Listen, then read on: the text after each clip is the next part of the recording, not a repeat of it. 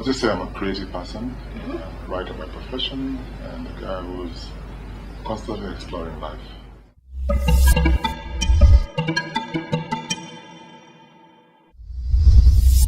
What I do for a living is I write. I'm better known as a columnist. I do a column for the Standard newspaper on Mondays, Crazy Monday. Yes. It's about a page called Crazy Kenyans. In the past, I used to write a column for The Nation called Manta, which I'm sort of better known for. Okay. I've written for a number of publications. I have edited a few magazines, the most notable one being Adam Magazine. And I've done some work for TV and I've done some work for radio. But my core skill is as a columnist and a feature writer.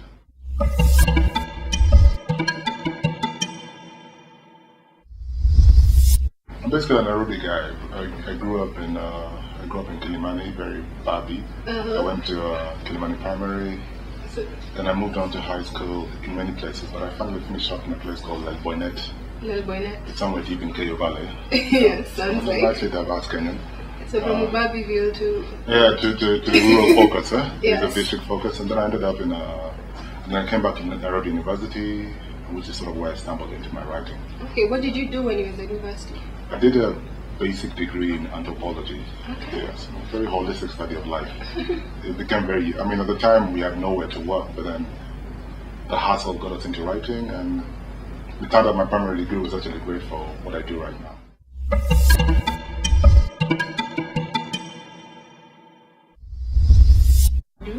No, not at all. I just sort of stumbled on it.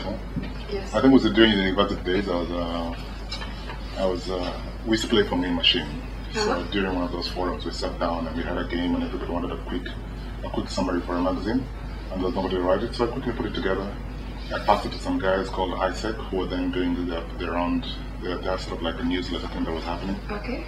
Yeah, and they came back to me, they asked me for some more, and I did it. I did some more. And one day I was hanging out with some guys, and one of them happened to know somebody who was working in Nation. They said, "Oh, your fitness advice is really great. Could you write that down for me?" And that's how it started. Okay. It was really accidental.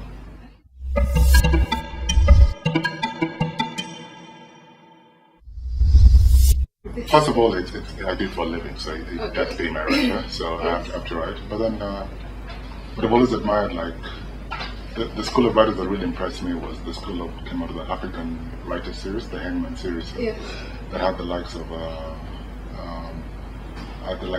Ngugi wa Thiong'o, had the likes of Oyunga, Chinua Achebe. So that's what the first wave of writing started happening. The guys were very Afrocentric, and then then also the classics, Charles Dickens, what's his name, the guy who did Tom Sawyer and Huckleberry Finn. All the series from Chris Hans Henderson, all the series that guys who did the classics from the old days. The Pelican book series. The Pelican book series, exactly.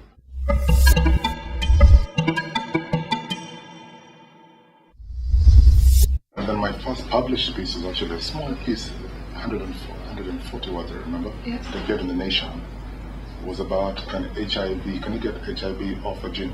Another days when like sweat. Yeah. Yeah, that was like my first published piece. I still have it framed somewhere. That's an interesting piece. I should read that one. Yeah, it was the time. It was all about AIDS, and AIDS is a big thing, and we were in sort of like the fitness arena. So we were sharing perspectives. Okay. Yeah.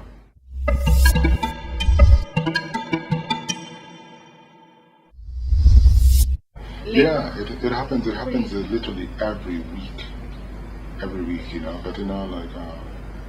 But at this level, it's not an excuse, because writing blog basically means you have nothing to say. Yeah. And the way of getting around it is just write that you have nothing to say. And ultimately, then find something to say. Yeah. It's basically in my business, a luxury we can't afford. Yeah. Yes. You have to write. Because that's how you earn a living. You might not always write a brilliant article, but you have to get it out.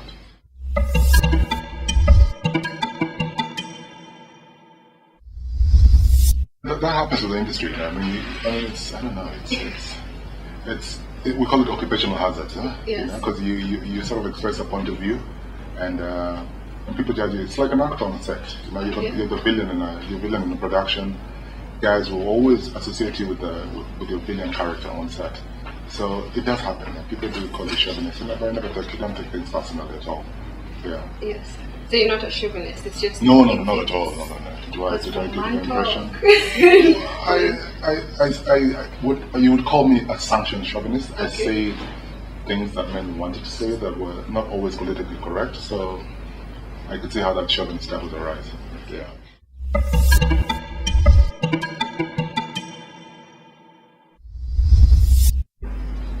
I've been now for about 16 years continuously. Continuously? Yeah.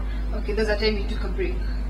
Well, yeah, I think when I finished the Mantle column in 2010, I didn't have a column for about 4 months. So that's basically since the year 2000, I've been pretty much writing every week.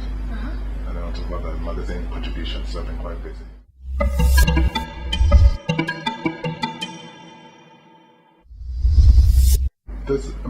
I'll pick up a few that sort of were kind of close to my heart. One was Adam magazine. We did a magazine. Unfortunately, it didn't last. Yes. Did a magazine, men's lifestyle magazine called Adam. So that was quite something. To be able to do the Mantle column for 11 years continuously, I think that was a big deal.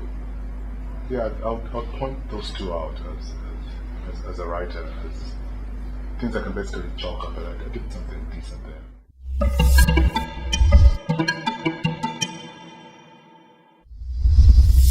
Oh, I have no idea. I mean, it'll be nice to finally get a couple of books out. Some books that I've been working on for the longest time. If I could get those out, that would be nice.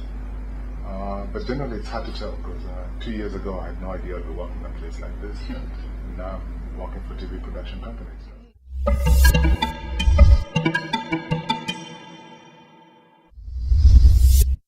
Okay, I hate being so patronizing about young people because I grew up being pissed off at elders telling me, you young people. Yes. So a lot of things. I mean, situations. There's the good and the bad. Let's start with the good. I think in terms of innovation, Kenyan youth it's amazing. What's happening in the music industry, what's happening in the TV industry, anything around the creative arts is amazing. If you look at certain sports like rugby, it's incredible what a youthful team has managed to achieve. So there's a lot of energy. I think guys are stepping up the plate and taking up opportunities. That is good. But the youth are also living in a sort of a very difficult time in terms of influences. Family structures are a little bit broken down right now, so homes are not as steady as they used to be. There used to be societal sanctions that used to keep people in order. Influences from the internet and various sources can mess up the youth. And all I'll say is that just go back to the basics. The basics being, who are you? Why are you here? Why are you doing this? Every action has a consequence. And if people pay attention to the basics, hang around people they consider role models who sort of inspire them, in life you will tend to get better. You will make your mistakes as you're young, but you tend to get better. Yeah.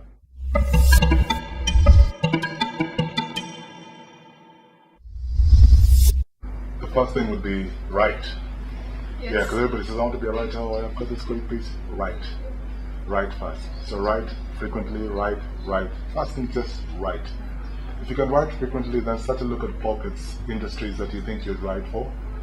If you're interested in newspapers, if you're interested in magazines, if it's about a blog site, choose the certain areas that you think you have strengths. Then slowly start to submit your stuff.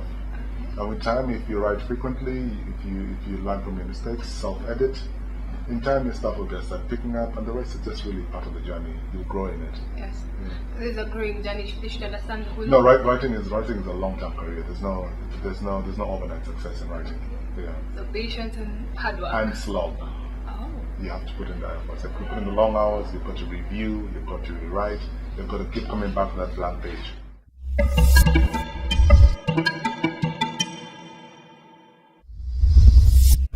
Life is long, so live every day with just very clear purpose.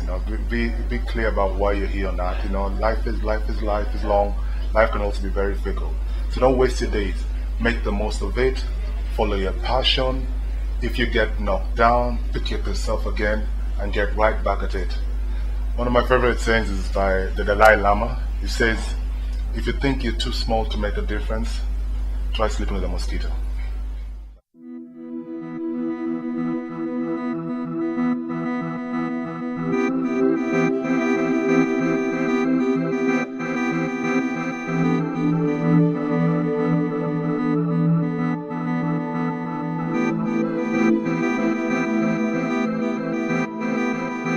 you.